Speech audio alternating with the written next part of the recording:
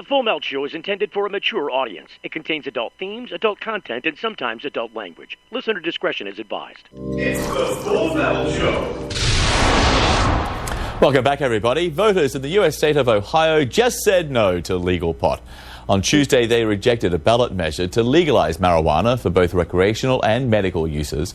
Late details now from CNN's Stephanie Elam. John, voters in Ohio decided to pass on legalizing marijuana. This was the first time in the country voters had the chance to legalize medical and recreational marijuana use at the same time.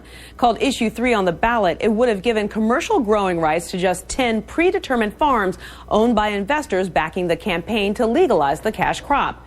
TV and music star Nick Lachey, NFL player Frosty Rucker, fashion designer Nanette Lepore, and even President William Taft's great-great-grandnephews were all poised to cash in if the amendment passed. But the initiative had an uphill battle, with some Ohioans who support legalization saying Issue 3 wasn't the way to go since it would line the pockets of so few. There was also Issue 2 on the ballot, an anti-monopoly countermeasure specifically designed to defeat Issue 3. Ohio would have been the 5th state to legalize recreational marijuana and the 24th to legalize medical marijuana. John? Thank you for that. Well, for more, Bo Kilmer joins me now via Skype from Oakland, California, co-director of the RAND Drug Policy Research Center. Bo, thanks for being with us. This measure was defeated by a pretty wide margin, but were voters saying no to legalized marijuana, or were they just refusing a government-controlled monopoly of marijuana? Well, John, they weren't voting on a government-run monopoly. Just to step back, I mean, as you know, a lot's been happening with marijuana policy in the states these past few years. While marijuana remains prohibited under federal law, a handful of states have passed initiatives not only removing the prohibition on marijuana, but also letting for-profit companies come in and begin producing and regulating marijuana, or producing and selling. But it's all regulated by the state. And the state's determining who gets the licenses. What was voted on in Ohio took it a step further, and there only those individuals who put money into the ballot initiative, essentially, they would have been able to produce commercially, and so the government would not have had the ability to choose who actually does the production. So that's why what was voted on in Ohio was very different from what was voted on in the other states. And why did they go for that different type of scheme compared to every other state and what looks to be like another 16 states which are heading down the road of legalization? Well, in Ohio, there were a number of individuals that were trying to make money. And so they each put in a certain amount of money in order to kind of bankroll the initiative. And if it were to pass, they would have been the only individuals who would have been able to produce marijuana for the commercial market. And so they would have been able to make profits off of that. And so it was an investment for them, and it didn't pay out. Okay, it was all about the money. They took the gamble and they lost. I think they put up about $20 million on that initiative, and it did not pay out, but they will say that that ballot measure could be back as soon as next year. Bo Kilmer, thanks for being with us. Appreciate it. Are you high? What are you talking about? This is the Full Melt. The Full Melt Show. A marijuana discussion about news, culture, politics, and lifestyle. FullMelt.com. Toll free. 844-420-TALK. 844-420-TALK. Ah, yes, the fallout of the Ohio election. It seemed to be such a strange and puzzling ballot question in the first place. Certainly unique among the nation, I'd say. As you look into it a little bit further, after people voted it down and also then voted up the ban the monopoly in the Constitution idea, this is a unique spelling, isn't it? I've heard lots of different variations of people's response to this issue. There were a number of people that I would consider staunch advocates of cannabis reform and drug law and drug policy reform that took a different stance to this issue than I personally did. My stance was that this went down the way it should have. You know, the only way we have control of our government is if we work inside of its framework. And if you're going to go in and tinker with the Constitution, the foundation of your building, you've got to be very careful about what you're doing. And so when you let a citizen's initiative of all things, see, if you go through the legislature, they have a process there where they kind of vet this stuff out. You know, they have some lawyers there. They have some constitutional scholars there. They have a group of people that craft law that are expert in making sure that the law works in certain ways. So, you know, a good example of that, you know, opponents in Michigan would say, marijuana opponents in Michigan would say, would be the Michigan Medical Marijuana Act. Oh, look what they did with there. You let the citizens go in and you changed the law. But see, we're not talking about changing the Constitution here in Michigan. We didn't do that with the Medical Marijuana Act here. We just changed the law in general. We initiated a public act, is what we did. So we didn't have probably all the tools and resources that state government has available to make sure that certain things are clear, unambiguous, not confusing. And so when you have a citizen's initiative written by big business going in and saying, we're going to change the foundation of your building, that's a problem because it changes the framework with which you can act in the future. And although I'm a huge proponent of marijuana or cannabis reform and drug law policy reform in general in this country, taking it out of the world of criminal justice and placing it into the world of social health policy, makes a lot more sense. It's much more effective. It's a far better use of our scarce tax dollars. But there are a number of corrupt elements that have come into play. Since so much money was offered up in the war on drugs, there were many mercenaries coming to collect that reward. Most of them, obviously, law enforcement agencies and officers, particularly drug task force units. So when you start talking about, again, changing the law, now, these are the prohibitionists. These are the guys making money off the war on drugs, particularly the biggest segment of that, the largest slice of that pie, being marijuana. It's the low-hanging fruit. It's the least troublesome with respect to danger. You know, the guys that have weed generally don't put up much of a fight. Hey, you want to get your hands in there? You're like, hey, you want a slice of my pizza, man? You can have a slice. They're pretty nice, generally. It's the low-hanging fruit for police. They can come and collect all that money. And I'm just saying, as all this relates back to the Ohio question, looking forward in the future, what's going to happen now? Because a lot of people said today, well, look, they can just go back and put this back up on the ballot again. No, they can't. They can't put this particular measure back on the ballot ever again unless they first go, according to Initiative 2, Issue 2, placed on the ballot by the legislature in Ohio. You'd have to go and ask for a citizen waiver first before you could craft such an oligarchy, or what people termed or mistermed a monopoly in the state's constitution, separating out a section of commerce with a commodity specially carved out for a group of people that invested in this initiative. It's just not the way we do business in America. This is not policy that will be accepted by ordinary citizens, and this particular drive proved that. A lot of people would say, look, when voters in Ohio didn't pass this, they said no to marijuana. No, they didn't say no to marijuana. And the proof in the backing of that is if you look at all of the polling, none of these people are going to spend $2 million apiece without having significant polling backing some result that they might have success spending that cash. Yes, these people are generally cash heavy. It doesn't mean they want to lose it. But the polling says, and this is United States wide, it's not just in Ohio there. Nothing special about Ohio with regards to the generality of the feeling about cannabis and its illegality under American law. A lot of people, since the medical marijuana issue began in California back in '96, have been schooled on this thought.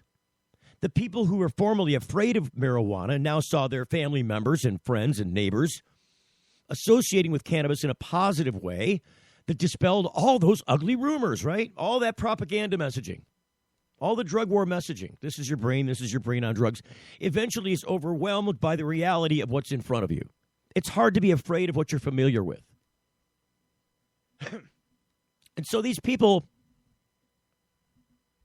the prohibitionists, making money off of that prohibition, because you have to remember, if you look at the history of the war on drugs in general and then specifically with cannabis, this came down to people wanting to profit, not about public policy, not about what should be socially acceptable and what can we tolerate, what can we can't, what's safe and what's not. These are not questions that play with cannabis at all. They're the tactics they use to get you to be afraid of it. And if they can keep it away from you and make you afraid of it, they'll make you afraid of anybody associated with it and then prop up that war on drugs, which they make the money from. So you got the same group of people now going back and trying to stack the deck in Ohio in the alternative. They see what's coming down the pike. They're going to take their investment money out of prohibition and put it into legalization, try to pass that initiative and capture the marketplace in the process. You tell me in what city and state or what state in this country would find that acceptable terms to open up a new marketplace. You see, voter information is generally low, but people generally are not stupid. And this topic is not just, background fodder anymore. It's still taken like it's not serious. I mean, look at the Republican candidates on the stage for debate. None of those people were saying anything positive about cannabis. And when you asked him about cannabis, they would quickly brush it off and move off to something else. So they kept it short, but all negative. Because, Republicans are hawkish. They've always tended to prop up the police state, safety, military, police. That's kind of what the Republicans are about on that end of things. Safety and security. Hawkish. They've always been hawkish. So if you're going to be hawkish and also make money off of prohibition, because let's face it, that's where the big business is at, and that's who the Republicans back, don't they? The big businessmen? Oh, the Democrats do too. You can't leave them out for sure. It's all political, right? Exploring the politics and what may come after this election result, the amazing result in Ohio yesterday, next on The Full Melt Show. You're getting The Full Melt. What's up with these things, Victor? We decided to give ourselves stickers for each feature we release. We read about 10,000 suggestions a week to create features that, as traders, we'd want to use. 10,000 suggestions? Who reads all of those? He does. For all the confidence you need, TD Ameritrade, you got this. It's Steve Green for the Sweet Leaf in Flint, because now getting safe access to medical cannabis patients in Flint, Michigan is never more welcoming. Presenting the Sweet Leaf, a brand new patient experience bringing 12 carefully selected caregivers housed in 9 separate offices to distinctly assist you with their knowledge and reputation for excellent patient care. Classes and training coming soon in the large community room. Check it out in person, 400 South Door Highway, or call 810-259-2571. The Sweet Leaf Center in Flint, 810-259-2571. Got something to hide? Canalock offers discreet and effective storage solutions that destroy odor, so nobody knows. Canalock is a patented charcoal-activated bag that discreetly stores your marijuana. Canalock is made from the same material as military chemical warfare suits. Get yours at canalock.com. Visit canalock.com to learn more about no-smell technology. Introducing Sacred Elements, a place for natural and alternative healing for the mind, body, and soul. Sacred Elements. It's one place, all solutions. Registered, licensed, certified, ordained. Sacred Elements. Massage, hypnosis, Reiki. Sacred Elements. Raindrop, aroma and color therapy, body detox, ministry, life coaching, weight and nutrition counseling. Sacred Elements. Next to the Sweet Leaf, 400 South Door Highway, Flint. 11 to 7 daily, closed Sunday. Call 810-259-2570. Don't miss the first ever cannabis competition this year as the prize contest moves from Amsterdam to Jamaica. That's right, it's all Jamaican fun now with the big cup competition in Negril this November. Get your best travel accommodations now at JamaicaPot.com. Pack your beach bong and swimsuit and party down at the warm sandy beaches of Negril, Jamaica for the first ever big cannabis event this year. Do it in style or come have fun on a budget. Best travel prices now at JamaicaPot.com. That's JamaicaPot.com. It's the Full Melt Radio Show. Oh, it's not over yet. It's just not over yet. The debate will rattle on for, I think, at least months to come right now. Black ocean, cold and dark. I am the hungry shark. I think when you look at this from the outside in, and you really don't understand from the inside out, it's easy to say a lot of stuff about this. It's easy to confuse this issue all over the place. What could be clear and focused as a message is just not that at all. To those people, and you got to remember, those are the people that the cannabis reform people want to affect. If you want to get something done, you need those guys on your side, the general public. Not the people that are already in your camp. They're clearly already on your side. It's the trick of getting the rest of the public inside your boat. I mean, that's what it really is. And so people are going to talk about this for months, and they're going to argue different angles on this, and I think it's all silliness. Because I love the debate. I love the fact that people are talking about this.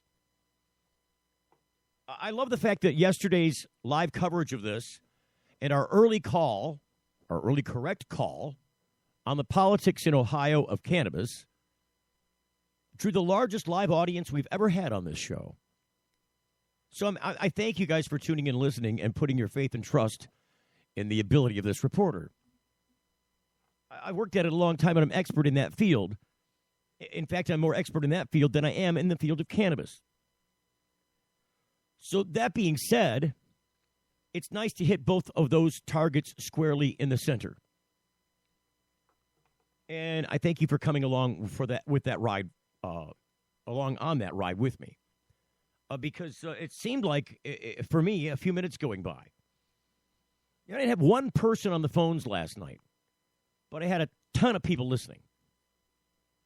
Everybody wanted to hear what was going on. They wanted that up-to-the-minute knowledge about what was happening and how this is changing the face of the future.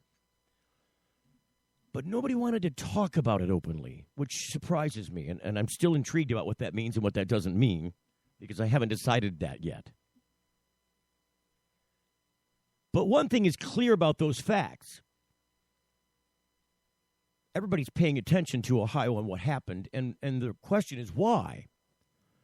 Well, clearly a lot of people think that this is the new model for the future, that this is what's going to happen. You're going to see more of this in South states and in Midwestern states. When you're talking about Illinois and Indiana, and you're talking about Alabama, and they're talking that this is going to be the method that it goes by.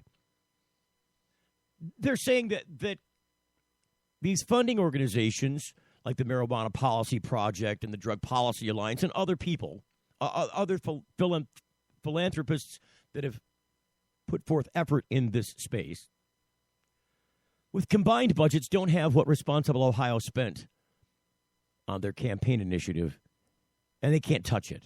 That's what they're saying. And they might be correct on those facts. But I don't believe that that's going to have any effect at all in not putting forth more of these efforts in the South and in the Midwest. I think you're going to see it have a dual-edged effect. I think you're going to see some more, gutsy people who want to trust in their own polling and say, our state's not Ohio, we're different here, and we can still do what Ohio couldn't get done. I think you're to see that. I think they're going to fail because I think that surmise is incorrect. It's just my opinion. So far, I've got a stellar record on its accuracy. Now, when you talk about the southern states, you got the same thing. Midwest and the South. That's where they don't have any problem with spending money out in the West, where it's a little easier to get some of these things done. But traditionally, and I would argue with the exception of Michigan, because Michigan's got cities all over. 2 more went legal last night. In Michigan had 2 cities. It was Portage, and where else? It was someplace else. Oh, good Lord. Kego Harbor, that's what it was. 2 cities adding decrim initiatives or, legalization initiatives to their ballots and passing them. Small communities. We've got, 17 cities now in Michigan that have done this in the past few years? With tremendous success, thanks to Chuck Ream, I think Tim Beck, who's now I think he's a turncoat now, but he does deserve credit for getting some of these things done in some of these cities. It was Tim and Charles Ream, that principally were behind orchestrating the people who had the energy to get this done in their cities, in their local cities, where the Home Rule Cities Act had application. There are a lot of places in Michigan where it does not apply because it's not oriented to townships, it's to cities. Nonetheless, the exception here with Michigan is that Michigan has had tremendous success across the state in a demonstrated way of changing cannabis law. The problem is getting it done on the state level. We've had tremendous success on the state level. The people spoke 66-33 about this in the election in 2008. The powers that be didn't want to hear it. La, la, la, I can't hear you. See no evil, hear no evil. Speak no evil. You can't run government with plugged ears and blind eyes. And run your mouth and run your pistol. That's not how things work. So there are people that would argue that the places in the Midwest and in the South have had traditionally a hard time managing new policy on cannabis. Marijuana has always been an issue in the South and in the Midwest, where on the East, further east, on the East Coast and on the West Coast and probably, Central West, a lot easier time with those people. So my point is that the people who have traditionally funded this kind of policy change, and they did originally fund, if I'm not mistaken, the 2008 Michigan Medical Marijuana Act here. I think they kicked some dollars in on that when they saw that there was some serious possibility that this could be done. I don't think they'll ever come back. Look, we spent our money on your place. You got it done. Manage it yourself now. Make it work. I think that's the general idea. And I think it's a correct one. It's a proper one. They're trying to spend their scarce resources in the most effective places, and they already spent here. You guys chose what you wanted to put in your language. That's your issue. Go fix it. Find a way to do it. But we're out. We're over here doing it over here now. They're still going to make these contributions in places where it's going to matter. That's not going to go away. In fact, I think that spending is only going to go up a little bit. The bigger question is in the places where I think they'll be scared off by this. So if you want to make this argument they're going to do it like this in other states, that big money groups are going to fund their own citizens' initiatives. They're really corporate initiatives, aren't they? They're really business initiatives. So they come together and they spend a bunch of money in these places. Are they going to be put off by Nick Lachey's $2 million loss in this adventure? Not only was it a $2 million loss, but they saw the legislature come and back it up with another hurdle that makes it even more intolerable to try this again there. Don't you think that legislators in other states might do the same thing if you come hunting with the same gun? I think they probably would. I think you'll see this back and forth threat repeated in many places across the country should they choose to start pulling those triggers. The larger, I think, message that was sent yesterday, and I think this is what will come out in the wash at the end, because, like I said, the wash is still tumbling right now. There's a lot of people chiming in on this. It'll take a minute for everybody to come to some final consensus about what this means and what this doesn't mean. And I think the settle out from this is going to be the people of this country don't want and will not tolerate this kind of oligarchy state. If you're going to craft policy, it has to be open to, free enterprise, which is everyone. Now, a lot of ways, some of the arguments being made are like this. Oh, well, what do you say about this? If it's open to free enterprise, let's say they come back and open it to free enterprise, but, they want to put limitations on on what you have to come with, what you have to come to the table with if it's going to be an open bid. You have to have this minimum to come to the table to bid. It's like an NTN minimum. It's like a $100 minimum poker table. You can't come with your $20 or your pocket change. You got to have a hundo. And if you don't have a hundo, you're not welcome to the playing field. What about them apples? What do you say about that, Mr. Drug Reform Policy Guy? Comes down on high from big business. And I say this. There will always be political attempts to control market by people with big money. It's just the way capitalism works. Whoever dies with the most wins. And people will step on other people to get to that place, even though you can't really take it with you. Like, if you could spend your millions in heaven or wherever you go, I think people would be even greedier than they are now. But the fact that we have greedy people now that are going to die before they could ever spend even half or a quarter of what they have seems rather senseless to me. It's greed. Greed is a horrible motivation.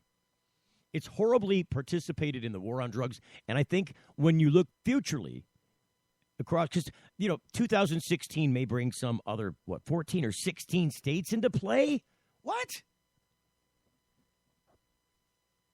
14 to 16 states likely to be on the ballot with marijuana in 2016. Here are the forces pushing that. They're from our borders. And I'm not talking about drug borders. I'm talking about the liberals in Canada just, bringing in a new prime minister who said in his, the party's platform was, we're going to legalize marijuana in Canada. And today, the Mexican Supreme Court said, look, we're opening the door to this because somebody made a personality argument. There's some kind of creed in the Mexican Constitution that says you have the right to, kind of like the cultivation of your own personality and the free access to, generate your persona, who you are, that kind of thing. And somebody made the legal argument that, hey, your prohibition on marijuana, I think it was a club. There was some kind of club that had to do with cannabis down there in Mexico. And they made the argument to the Supreme Court that this interferes with that constitutional right, your drug laws on pot. And the court agreed. And so there's going to be a number of other cases brought in Mexican courts. And I think each case will open the door a bit wider. Some more than others, but each one opening the door nonetheless. So with Canada and Mexico on board, what do you think all the rest of these states are going to say? Oh, wait a minute. So we're going to be the dark one in the room now? We're going to be the one with no light on us? We're going to be over here where nobody can see us? When all that brilliant limelight is shining on Mexico and Canada and all the states that have agreed to do this? Oh, we can't be there. We're going to lose. Look, the economy here is going to take a crap because we're going to be the dry states. We got to do something. And they're going to see other pressure from these people like you and I raising this question with ballot initiatives because you can't get the politicians to do it anymore. They've gerrymandered themselves out of having any interest in listening to you. I get elected and not do your bidding anyways. Screw you, says Mr. Politician. I win. You can't do bad policy and reward politicians and or bad faith businessmen by giving them what they want because they paid for it. It's a sickening feeling. And I'll just remind you of the definition. I hate the term corporatism, or what would be old school termed as fascism, is indeed big business taking over government. When that happens, it's a fascist state. And I don't think that there's room for fascism and, our brand of what we would consider American capitalism. There's not room in the same building for both parties.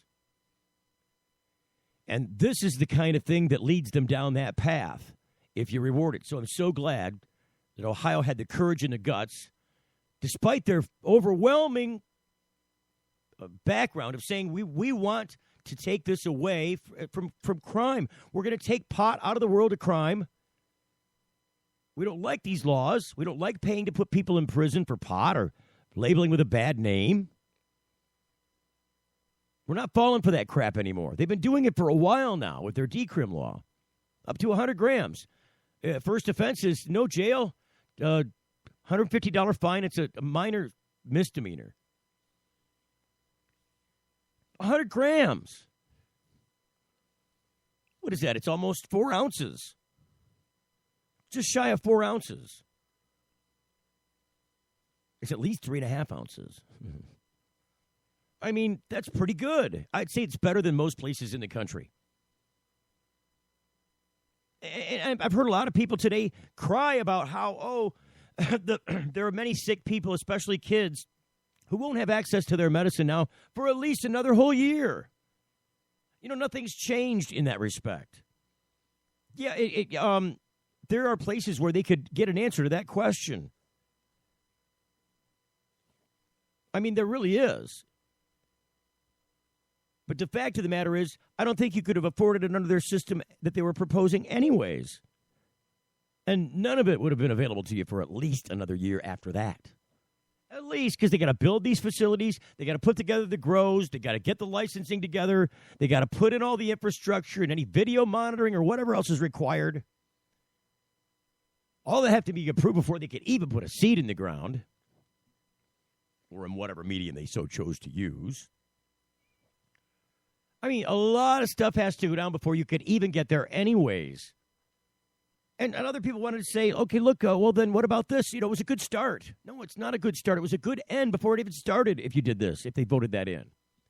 Because they've changed the Constitution. You'd have to go back and with bigger numbers or with some other way to trump a former constitutional amendment or rescind it to change it. Those are big hurdles. They're bigger than the average legislative hurdles they have to go through now to get regular stuff done. You can't change that stuff easily once you stitch it into your Constitution. Taking a law back, rescinding a law is a much easier process. Changing the Constitution and then trying to go back and fix that? What, are you kidding me? So there are a lot of good things and bad things that will come out of this. We're going to move on to a DEA question. The DEA making a major claim today that seems rather nonsensical. We'll talk about that coming up next on the program. You're getting the full melt. What's up with these things, Victor? We decided to give ourselves stickers for each feature we release. We read about 10,000 suggestions a week to create features that, as traders, we'd want to use. 10,000 suggestions? Who reads all of those? He does. For all the confidence you need, TD Ameritrade. You got this. At book club, they were asking me what you're doing now, Janice. Blogging. Your blog is just pictures of you in a mirror. It's called a fashion blog, Todd. Well, I've been helping people save money with Progressive's discounts. Flo, can you get Janice a job? You should have stuck to softball. I was so much better at softball than Janice did. Where's your wife, Todd? Vacation. Discounts like homeowners, multi-policy. I got a discount on this ham. I've got the meat sweats. It's good ham, Diane. Paperless discounts. Give it a rest, Flo. Yeah, Flo, give it a rest. Don't miss the first ever cannabis competition this year as the prize contest moved from Amsterdam to Jamaica. That's right, it's all Jamaican fun now with the Big Cup competition in Negril this November. Get your best travel accommodations now at JamaicaPot.com. Pack your beach bong and swimsuit and party down at the warm sandy beaches of Negril, Jamaica for the first ever big cannabis event this year. Do it in style or come have fun on a budget. Best travel prices now at JamaicaPot.com. That's JamaicaPot.com. We ask people to tell us something that happened in their past and something that might happen in their future. The good things were put on yellow magnets and the bad ones on blue. The results show the past was a pretty even mix of good and bad, yet the future was almost all good things. Now that you've seen the results of this experiment, what does it mean to you? We all want to think about positive stuff. Realistically, there will be downtimes. It's great to think optimistically, but let's plan for whatever the future might bring.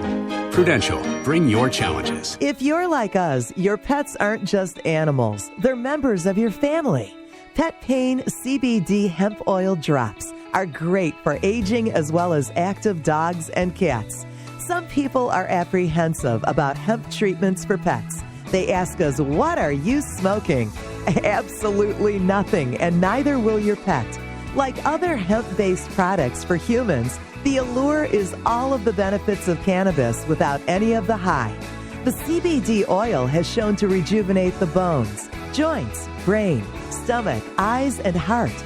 And the drops contain absolutely no corn, wheat, soy, artificial colors and flavors, or preservatives. Pick some up today. Visit petpain.com or ask for Pet Pain at your local pet store. Petpain.com. CBD relief for your pet. It's the Full Melt Radio Show. Hey, I almost forgot I got tickets to give away. Oh, well, I'm going to do that. Hang on, let me look it up here. Hang on. Here, listen to this music first.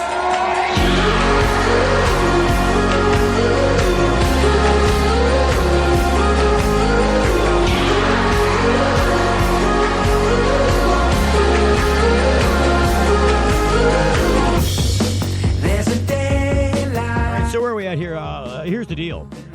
I got tickets to the Great Lakes Canada Expo. It's November 6th, 7th, and 8th, coming up this weekend at Bert's Entertainment Complex in Detroit. It's right across from the Eastern Market. They have $1,000 cash giveaways. If you want to buy tickets out there, you can contact Vitra Stevens. And here's her number, 734-627-7591. But in the alternative, you can win some tickets right here. I'll just give them to the first couple of callers at the toll-free number. It's 844-420-8255. 844-420-TALK. It's toll-free. Let it ring a few times because I'm going to be talking here for a second. It might be hard to catch my attention with that phone.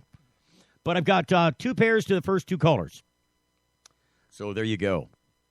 So 1 pair to the first caller, 1 pair to the second caller. So moving on, I wanted to tiptoe in on this business about the DEA. Because it seemed rather, frustrating to me what these people had to say today. It wasn't these people. I'm trying to look up the story. Sorry. Bear with me a moment here. I think it's easier to do it right off my own page instead of the stupid... Because I post these stories all day long, by the way, in case you didn't know. A lot of the stories we talk about here on the program, I post way more than we have a chance to talk about on the show. At least 5 or 6 stories a day, probably the leading ones, the ones that catch my eye, have the most impact, I think, are here. And I put them on both my personal Facebook page and also on the Full Melts Facebook page. And so where did it go here? It's No.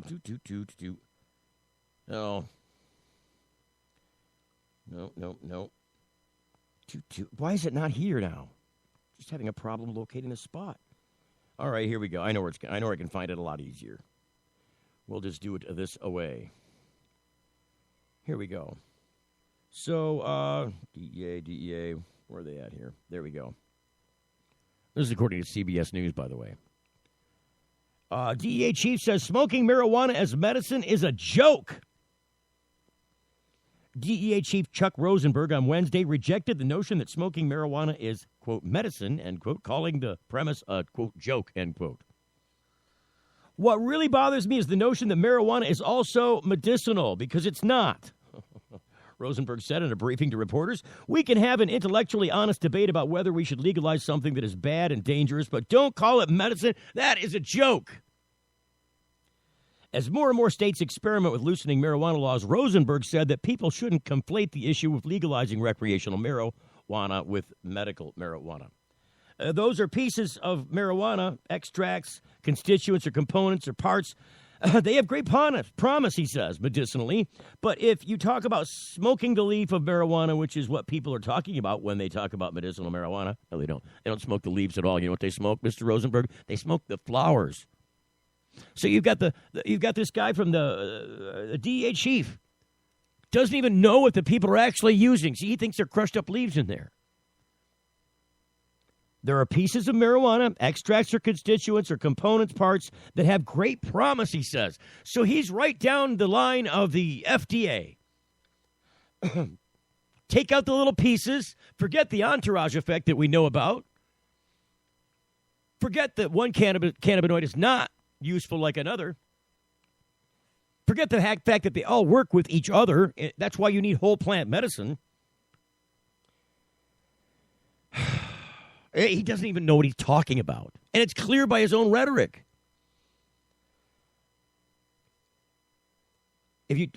But if you talk about something, smoking the leaf of marijuana, which is what people are talking about when they talk about medicinal marijuana, it has never been shown to be safe or effective as a medicine.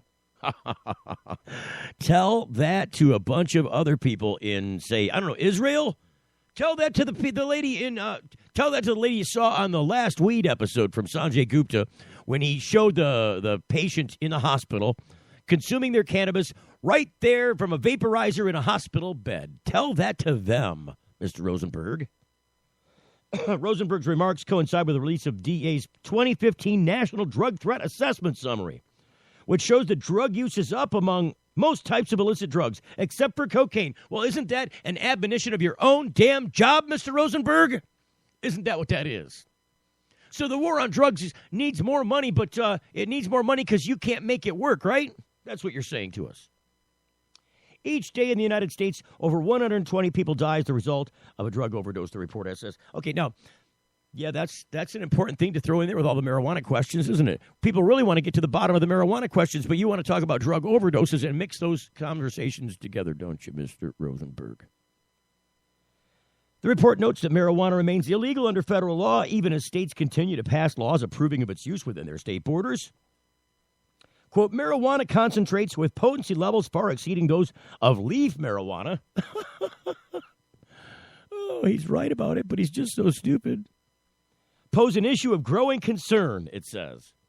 Currently, 23 states in the District of Columbia have passed medical marijuana legislation. In addition to the 23 states with medical marijuana laws, 17 more have approved legislation regarding CBD-only marijuana. CBD is a cannabinoid chemical compound of marijuana. That means 80% of states have approved some form of medicinal marijuana. 80%. Meanwhile, Washington State, Colorado, Alaska, Washington, D.C. all have passed laws approving recreational use. Or really, it's just commercial marketing, isn't it? It's just retail cannabis. Call it what it is now. Rosenberg on Wednesday said that voters should have an intellectually, quote, honest, end quote, debate about legalizing marijuana. Can we get an honest word out of your mouth, Mr. Rosenberg? I don't recommend it, but there's other stuff in our society that is dangerous that is perfectly legal, he said. As for the Ohio vote, he said there are no broader conclusions to draw from the outcome, calling the ballot initiative a weirdly written statutory scheme. I don't know that there are any great lessons to draw from it, he said. He noted that it is an off-year election, so turnout may be a bit lower. I see it as anomalous. Oh, the Ohio thing was just an anomaly. That's all it was there. They just had a little bubble fart. They got a little fart out of Ohio's political game out there. It was just a fart. Don't worry, it'll blow away. Hold your nose, it'll blow away. Rosenberg also spoke to reporters about rising crime rates. Oh, you got to throw that in there. If you talk about the people that die of overdoses while you're talking about pot, you might as well talk about people with guns, because you got to mix that in there too. The Drug Threat Assessment Summary says that, quote, methamphetamine distribution and abuse significantly contribute to violent and property crime rates in the United States. Even though Rosenberg said he agreed with FBI Director James Comey, who has suggested that the crime rates may be going up in major cities because police officers are too concerned about viral videos to enforce the law. Rosenberg was a senior staffer for Comey before becoming acting DEA chief. When it was pointed out to him that this point of view puts him at odds with the White House, Rosenberg said, "The White House is a building. I'm not sure I know what the White House thinks." I'm sure Comey was spot on. He added that Comey gave, quote, a thoughtful and measured speech, end quote, on the matter. Quote, when you're criticized on the left and the right, you have probably hit it just about perfectly, end quote, he says. Both Comey and Rosenberg have encouraged more data collection, of course, to more fully understand what is causing a spike in violence in certain cities. Rosenberg added that he doesn't believe this so-called Ferguson effect would apply to federal officers, since they typically don't serve as first responders and don't wear body cameras, of course.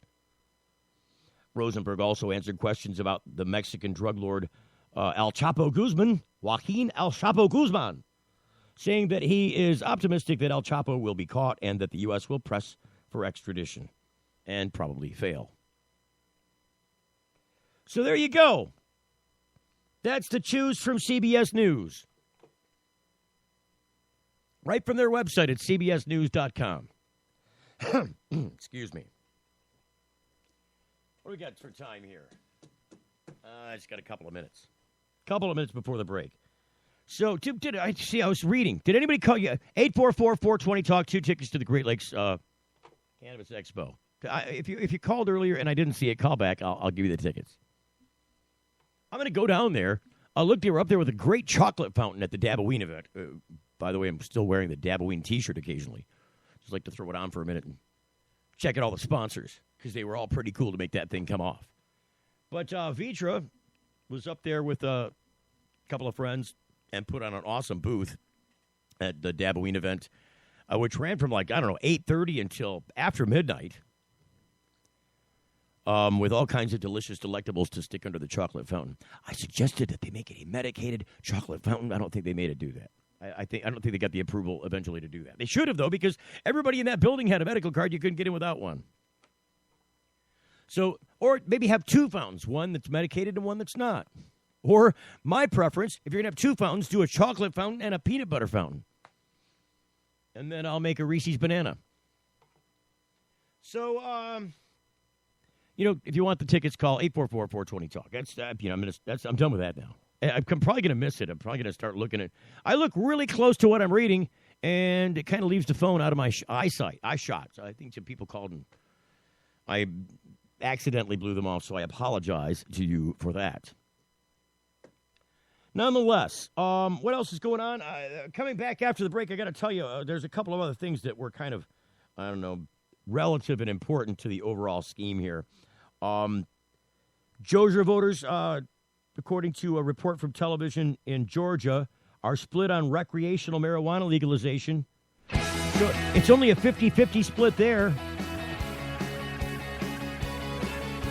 The Kego Harbor story was a big one, along with, what was the other place? The other place in Michigan. That was an amazing story.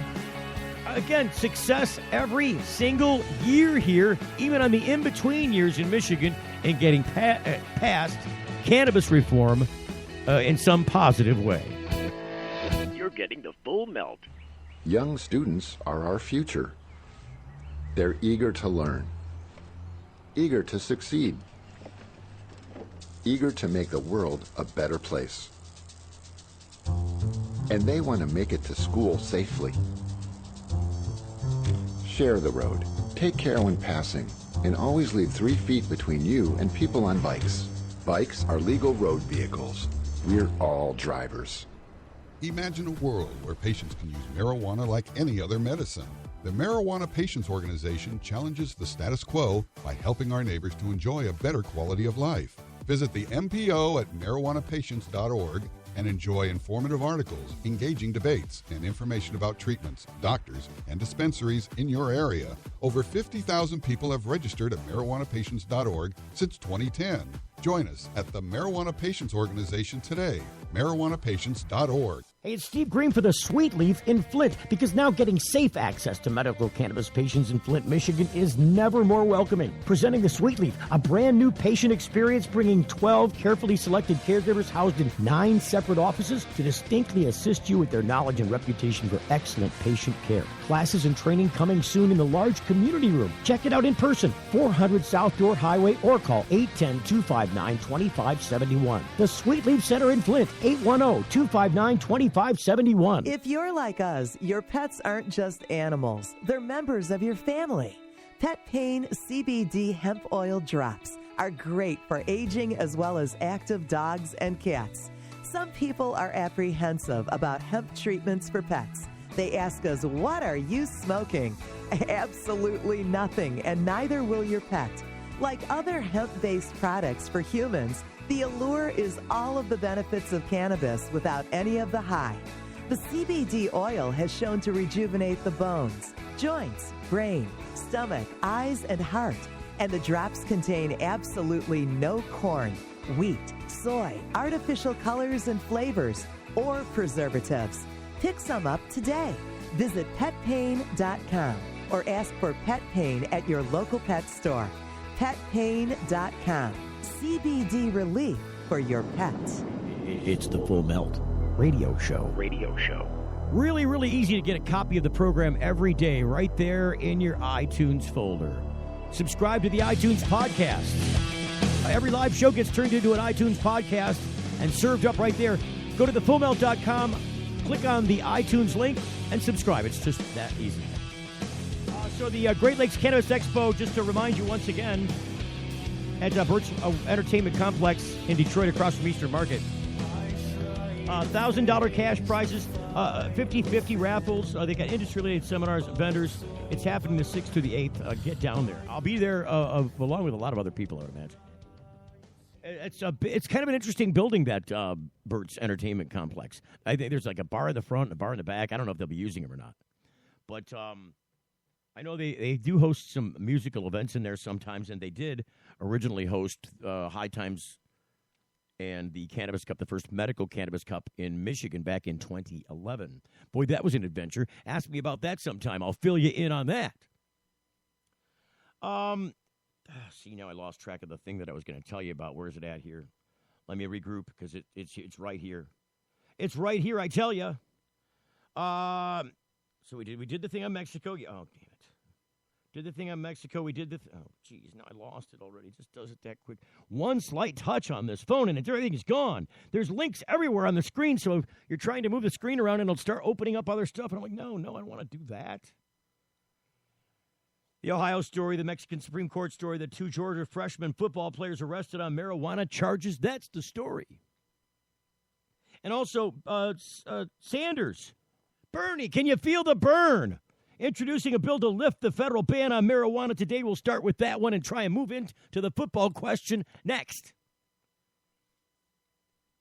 After calling for an end to the federal prohibition of marijuana last week, Democratic presidential candidate Bernie Sanders, feel the burn, introduced a bill Wednesday to remove marijuana from the federal government's list of Schedule I drugs. Thank you, Bernie. Democratic presidential candidate and independent Vermont Senator Bernie Sanders introducing this bill Wednesday, today, to end the federal prohibition on marijuana, the first such bill ever to be introduced in the Senate, according to marijuana legalization advocates.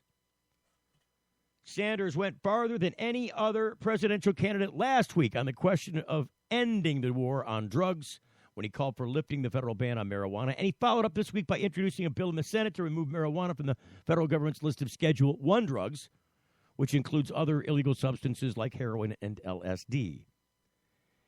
Here's a quote from him. He told this to the Daily Beast on Tuesday. It's absurd that it is compared to or treated the same way as heroin is. And he's right. Last week, Sanders told an audience of college students that ending marijuana prohibition was essential to ending racial disparities in the criminal justice system. And he's right. Although about the same proportion of blacks and whites use marijuana, a black person is almost 4 times more likely to be arrested for marijuana possession than a white person. And he's right. Sanders said too many Americans have seen their lives destroyed because they have a criminal record as the result of marijuana use. Again, he's right. It's not often I say this about a political candidate. Point by point by point, he's on point. This is the first time a bill to end... Okay, wait a minute. Did I skip? Yeah. I'm in the right place. This is the first time a bill to end the federal ban on marijuana prohibition has been introduced in the U.S. Senate, according to Tom Angel. He's the chairman of the pro-legalization group Marijuana Majority. And he told BuzzFeed News, quote, a growing majority of Americans want states to be able to enact their own marijuana laws without harassment from the DEA, and lawmakers should listen. And he's right. The bill would not legalize marijuana, but rather leave its legal status up to individual states. It would ban interstate transport of marijuana, but it would still be the most wide-sweeping marijuana bill to be introduced in the Senate, which is traditionally more reserved than the House on this issue.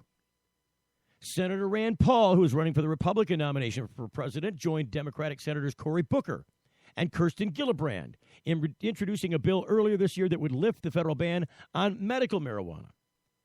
For the past several years, a coalition of Democrats and Republicans in the House have pushed amendments into spending bills blocking the Justice Department from using resources to prosecute medical marijuana businesses and cultivators in the states that have legalized the drug for medicinal purposes. So that was big news. It's been overshadowed by this Ohio thing, and it deserves the respect of conversation. Then back to this other issue on the two Georgia freshman football players. What do we got? Measly 3 minutes or so. Here we go. This is an updated story out of Athens, Georgia. Dateline, Athens. Football Georgia players Natrez Patrick and Chauncey Rivers were arrested early this morning on misdemeanor charges of marijuana possession after admitting to smoking in a UGA parking garage after midnight. Both are freshman defensive players. Patrick, a linebacker, has played in 7 games, mostly on special teams. Rivers, a defensive lineman, has played in 2 games this season. Both were issued 1 charge of marijuana possession for 1 ounce or less. According to the police report, the 2 UGA policemen were patrolling the East Campus Village parking deck at about 12:39 in the morning when they noticed a vehicle with its lights on backed into a parking spot. That is, kind of stoner etiquette rule break number 1. Don't have the dope scope on backed up into a parking space, you idiots. I had to learn that lesson early in life. They went to investigate. Due to the smoke inside the vehicle, we had a hard time seeing the 2 individuals inside the vehicle, later identified as Rivers and Patrick, the report states. The officers wrote that he noticed a, quote, pile of loose tobacco lying on the ground in the passenger side door. There's rule number 2 break. I know you're just freshmen, but come on. You are college freshmen, right? No, that's right, you're football players. The officer wrote that he noticed this stuff on the ground, and he knocked on the window, and Rivers opened up the door. And when the door opened, a cloud of smoke came out along with a strong odor of burnt marijuana. The officer wrote, the 2 players, after stepping out of the vehicle, or stumbling out, admitted to having been smoking marijuana. How could you not? Oh, no, we weren't smoking any weed. We were just we would like it. We were burning it as incense. We weren't smoking it, really. We tried not to inhale. A search of the car uncovered a jam jar stuck between the passenger seat and the center console, where they found what was suspected to be a bud of green marijuana. It was just a bud. Oh, it's just a little buddy. More remnants of marijuana, roaches, and loose leaf tobacco was found in a Powerade bottle. The players were then placed in handcuffs and arrested. Due to the size of the individuals, we decided to use 2 units to transport them to their comfort, the report said. Head coach Mark Rice said in a statement shortly before 8 a.m. announcing that players had been suspended for Saturday's game against Kentucky. They made a very poor decision, and I'm extremely disappointed, he said. They'll be disciplined in an appropriate manner and hopefully have learned a valuable life lesson that will benefit them moving forward. Patrick was booked at 2:23 a.m. and released on a $1,000 bond at 6:19, according to jail records. Rivers was arrested at 2:44 a.m., so about some half hour later almost, and was still incarcerated as of 7 a.m. What? These are the first known arrests of a Georgia football player this year. Receiver Isaiah McKenzie was briefly investigated after a verbal altercation at a Chili's in October, but was not charged. So there you go. Georgia's athletics department rules call for a 1-game suspension for a first offense of the marijuana policy. I'm surprised that it does that at all, honestly. I mean, really. I mean, first off, I get. Look, if you're in Georgia, there's no medical marijuana in Georgia. There's no legal marijuana in Georgia. There's no even any really decrim in Georgia. So why are you going to hang out in a parking garage on school property where they know you're going to, there's going to be security guys roaming the palace, right? So let's make yourself really visible under the dope scope in a car that's been clam-baked by your dope. And let's make ourselves as visibly suspicious as possible with a pile of tobacco on the ground. We know you're rolling a blunt up in there, aren't you? Tap, tap, tap. But seriously, I think that the NFL and college football have to understand and realize that marijuana is a prevalent thing. It is not a drug that is generally being used for any kind of performance enhancement. And that especially football players, of all people in the school world, should have access to cannabis for injury. They're doing it every day in the NFL, and they get around it by getting tested once a year according to their arbitrary agreement. I mean, that's it. That's what you got.